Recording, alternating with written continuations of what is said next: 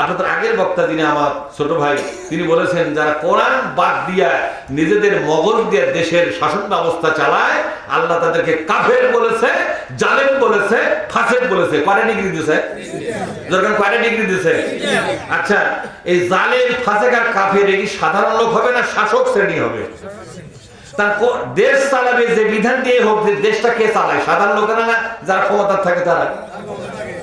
ক্ষমতা যারা আছে তারা বাদে আপনারা দেশ চালান। যতই রাজনীতিকে গালিগালাজ করেন, কিন্তু দিনের শেষে কিন্তু রাজনীতির পাল্লাতি যায় করা লাগে। রাস্তাটা কে করে দিবে? ওই রাজনীতি আলাদা। কথা ঠিক না? আপনার মসজিদের টাকা বরাদ্দ কে করবে? ওই রাজনীতি আলাদা।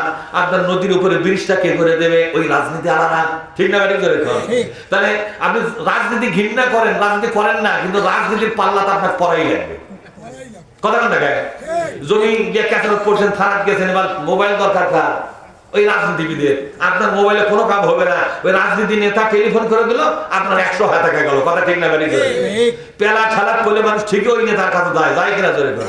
সারাদিন গায়ে করে রাজনীতি মানুষ করে, রাজনীতি আমি ঘৃণা করি, রাজনীতি করি না, সন্ধ্যা শুরু করছে বিপদ। পরে এখন নেতা খুঁজতে করি, এই এলাকার সভাপতির কাছে যাওয়া লাগবে, এখন চাষ করে। কথা বল না কেন? যতই আপনি রাজনীতি নিয়ে গালাগালি করেন, দিন শেষে রাজনীতি আমার কাছে কিন্তু আপনার যেতে হবে। কথা ঠিক না? ভাই আমার, এই জন্য আল্লাহ পাক বলছেন যারা দেশ শাসনের দায়িত্ব পেয়েছো, দেশ শাসনের জন্য বিধান দরকার। কি দরকার? জোরে কর। বিধান দরকার। এই বিধান খুঁজতে হবে তোমার মগজে নয়, নিজেদের জ্ঞান বুদ্ধি দিয়া নয়। এই বিধান খুঁজতে হবে ফারুদ্দু ইলাল্লাহি ওয়া ইলার রাসূলি, আল্লাহর কাছে, রাসূলের কাছে সমাধান খুঁজে নিতে হবে।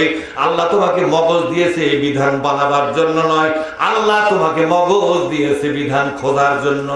তাহলে বিধান খুঁজতে হবে কোথায়? কোরআনে এবং বলুন, বিধান খুঁজতে হবে কোথায়? কোরআনে এবং হাদিসে বিধান খুঁজতে হবে।